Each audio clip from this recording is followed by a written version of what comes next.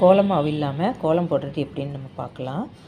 இப்போ கோலம் மாவு இல்லாமல் நம்ம கோலம் போடுறதுக்கு நம்ம என்ன யூஸ் பண்ணுறோன்னு பாருங்கள். இது பச்சரிசி மாவு தான். இந்த பச்சரிசி மாவு தான் வச்சு நான் கோலம் போடுறேன். இதில் நான் கோலம் மாவே கலக்கலை. கோலம் மாவு கலக்காமல் பச்சரிசி மாவு மட்டும்தான் போட்டிருக்கேன். இப்போ கோலம் மாவு வாங்கலையே இல்லையேன்ட்டு நீங்கள் கவலைப்பட வேண்டாம். வீட்டில் பச்சரிசி இருக்கும், எல்லார் வீட்லேயும் இருக்கக்கூடியது ஒன்று தான்.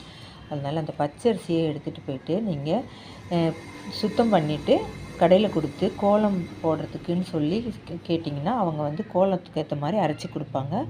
அப்படி அரைச்சி கொடுக்குற மாவு பார்த்திங்கன்னா நல்லா கோலம் போட வரும். அதே சமயத்தில் அது வெள்ளை வெள்ளையன்ட்டும் இருக்கும். அரிசி மாவில் கோலம் போட்டால் தான் நல்லது. இது நம்ம கோலம் காலையிலேயே எழுந்திரிச்சு கோலம் போடுறதுனால அந்த அரிசி மாவில் போடுறது எறும்புங்களுக்கு அந்த அரிசி மாவு ஃபுட்டாக இருக்கும். அதனால் அரிசி மாவில் கோலம் போடுறது